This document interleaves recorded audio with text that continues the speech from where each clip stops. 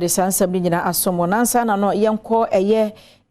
buem ja sekan ye no ewo ti mantemu abana musini ya wo ye Elizabeth Kasee wa ajono na watwa homemu ya wabie ultra modern community based health planning services the twan tia chip compound yibi Africa no bia ya nurse fodi wonti beto nurses quarters ebi ewo honomo na Africa no enema hodo ebeboa mapomude ho nsem agina brand nyina no ebika Afrase ehini mebosominim ena Adom Kasee eba amane se Ghana Cocoa Board ayaresabe bia ewo AKAA mu ewo buem ja sekan mansini mu otimantemu no emoa ema apomodinsem enkoso ewo mansini no emu Vicenti mansini panimpa ya wo buem ja sekan ewo otimantemu Elizabeth Kasee wa ajono eye na adwen se Odi assembly no esika ebesi ayaresabia ibi ediama omanfo ne senti CHPS compounder eyefofrokrafi ene wasie ya wode Ghana cedi empem ahanan ne aduanan enso 447,000 esi ye no wabebia no ewo mensini no emu ebra wo bia no ene wodi tu dwase apomde hu hia pa senti na hu behia sa assembly ne betimi akeka ne ho ewo sa afani mu a ogidi yese ebeboa omanfo a wo mo ewo mensini no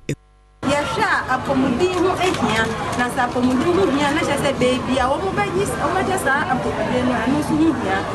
nunti na yade interkara esi eden ya ni amihu ya na sa community na nkasa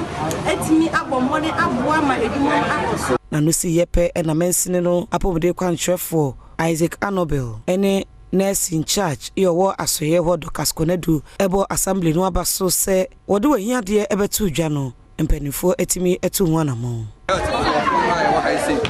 say na omo CM danda ni mu a I look forward say as time goes on we be new facility and na ebeti nya facility a full chips compound just a chip facility nene accommodation mo dia ka ho ni gsm o mine say the bibia ro ya bibia mo ntlefi enu tina ye ni so ye wa ha ye hwe bibia but ye agree so the hospital on mine say be refer amoma the krakra eno chiame kwakwa ene omanfo bi nso ene Adom Kasee ehwetwe enkomo ede sansemi etudwa Samla wasi da ya fefefe obi ahu anaye nyina ebo sei akase betimi ahwe so yiye ama eda no atimi agina ho ache ama anumunyama ba ho sisi ebre so etwa sisi afudi be ba ma wo nyina obi abenya ahoto akodi mu na wa afa na problem nyina asiye da ba se ne wa ya mai